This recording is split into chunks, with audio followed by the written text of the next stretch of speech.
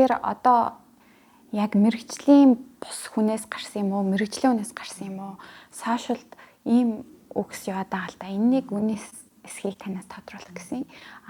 Хүүхэд одоо өвөөгөөсөө генээр дамжуулж өвөөтэйгөө илүү адилхан аль талынхаа өвөөс тэгэд эцэг гэхээсээ илүү одоо өвөөгөө дөөрэй генээс нь аавна гэсэн тийм зүйл байх уу?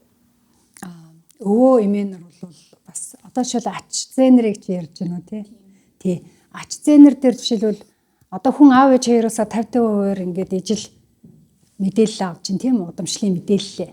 Тэгтэл нөгөө аав нь хүүхдтэй 50% өгөхөд өөрийнхөө аав ээжийн 25% хүүхдтэй одоо өгж байгаа гэсэн үг байхгүй юу? Тэгэнгүүт нөгөө хүүхдийн нөгөө ач хүүгийн ээжийн тал одоо нэг үхэд ач хүүгийн хувьд бол нагц өвөө эмээ хоёрын 25 авга өвөө эмээ хоёрын 25% одоо удамшлын мэдээлэл нь тэр хүүхдэд ижил байна гэсэн үг. Тэгэхээр чиний над тавьж байгаа асуулт чинь бас зөв. Хүн бол холимог байгаа байхгүй юу? Одоо би гэж байж л би 4 эмээ өвөгийн холимог.